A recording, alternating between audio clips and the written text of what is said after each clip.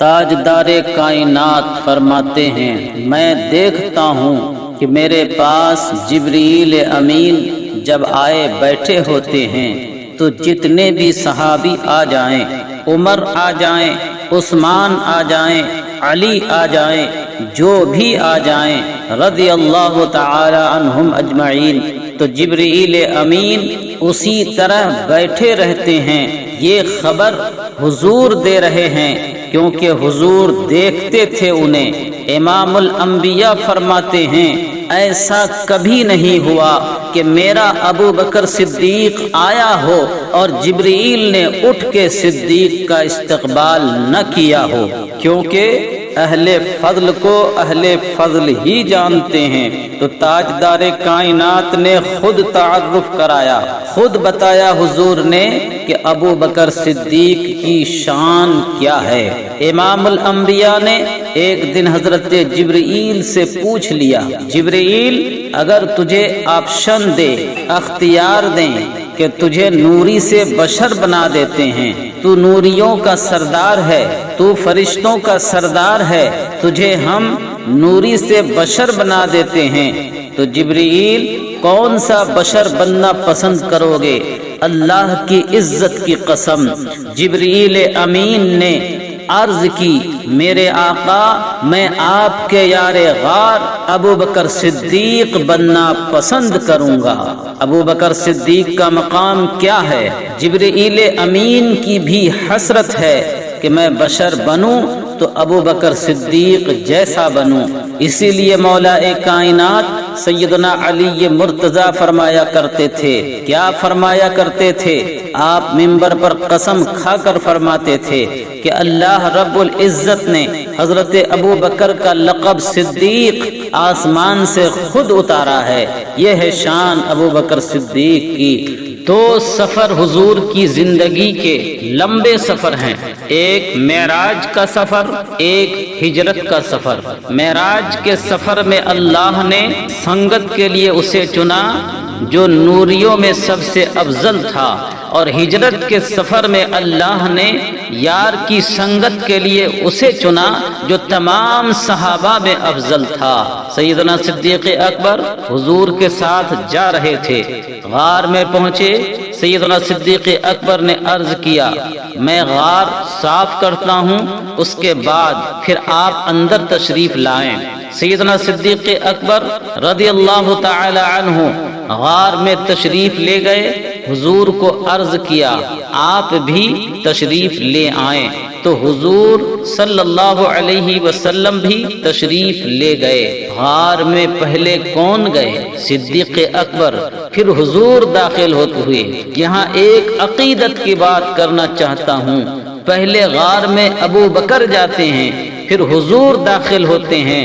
اسی طرح پہلے جس دل میں ابو بکر نہ جائے اس میں مصطفیٰ نہیں جاتے ہیں۔ امام الانبیاء اندر داخل ہوئے، کفار مکہ تعاقب میں تھے، تلاش میں تھے، وہ غار تک پہنچ گئے۔ آپ نے علماء سے سن رکھا ہے کہ مکڑی نے جالا تن دیا تھا اور کبوتری نے انڈے دے رکھے تھے، یہ آپ علماء سے سنتے رہتے ہیں۔ ایک بہت بڑے عالم ہیں، وہ اپنی کتاب میں لکھتے ہیں کہ مورخ تو یہ لکھتے ہیں کہ جب اندر داخل ہو چکے تو مکڑی نے جالا تنا ہے اور کبوتری نے انڈے دیے ہیں۔ وہ کہتے ہیں میں اس بات کو نہیں مانتا۔ کفار مکہ جب پہنچ گئے تھے اور آگے دیکھا مکڑی کا جالا ہے غار کے منہ پر، تو کافروں میں سے ایک کہنے لگا کہ یہ تو محمد عربی کی ولادت سے پہلے کا جالا لگتا ہے، صدیق اکبر کی پیدائش سے پہلے کا لگتا ہے، اگر یہاں سے اندر گئے ہوتے تو یہ جالا ٹوٹ گیا ہوتا، اور اس طریقے سے یہ کبوتری نے انڈے دے رکھے ہیں کہ یہاں سے گزرے ہوتے تو گھونسلہ بھی ٹوٹ گیا ہوتا۔ امام الانبیاء کے غلاموں، یہاں میں صرف ایک نقطہ عرض کرنا چاہتا ہوں، پہنچ کر غار کے دہانے پر اندر کیوں نہ گئے؟ حضور اندر تھے، چند فٹ کے فاصلے پر بیٹھے ہیں حضور، چند فٹ کے فاصلے پر حضور تک نہ پہنچے کفار مکہ، کیونکہ ان کم عقلوں نے حضور کو اپنے جیسا سمجھا تھا، کیونکہ ان کے زندگی کا تجربہ تھا جب وہ گزرتے تھے تو جالا ٹوٹ جاتا تھا۔ انہوں نے نبی کو اپنی ذات پر قیاس کیا کہ ہم جیسے ہیں، ہم گزرتے ہیں تو جالا ٹوٹ جاتا ہے، تو ان کے گزرنے پر بھی جالا ٹوٹا ہوتا، کیونکہ نہیں ٹوٹا اس لیے اندر نہیں گئے۔ تو یہاں میں عرض کرتا ہوں، وہ بدبخت جو نبی کو اپنے جیسا سمجھے وہ حضور تک نہیں پہنچ سکتا۔ وہ جالیوں پر بھی چلے جائیں تو حضور تک نہیں پہنچ سکتے۔ وہ کہتے ہیں جالا پہلے سے موجود تھا، گھونسلہ پہلے سے موجود تھا، انڈے کبوتری نے پہلے سے دے رکھے تھے۔ وہ کہتے ہیں اب سوال تمہارے ذہن میں یہ ہوگا کہ پھر جب حضور گزرے ہیں تو جالا کیوں نہیں ٹوٹا؟ وہ کہتے ہیں اس لیے نہیں ٹوٹا کہ حضور نور ہیں، اور جسم مصطفیٰ اتنا لطیف تھا کہ حضور گزرے ہیں، جالا نہیں ٹوٹا۔ اب دیکھیے ادھر میری آنکھ ہے، آنکھ کا نور ہے، اور اس سائیڈ آپ بیٹھے ہیں اور درمیان میں عینک کا شیشہ ہے۔ اب میری آنکھ کا نور شیشے سے گزر کر آپ کو دیکھ رہا ہے، مگر شیشہ نہیں ٹوٹا، کیونکہ نور گزرے تو شے نہیں ٹوٹتی۔ تو وہ کہتے ہیں حضور لطیف تھے، نور تھے، گزرے ہیں مگر جالا نہیں ٹوٹا۔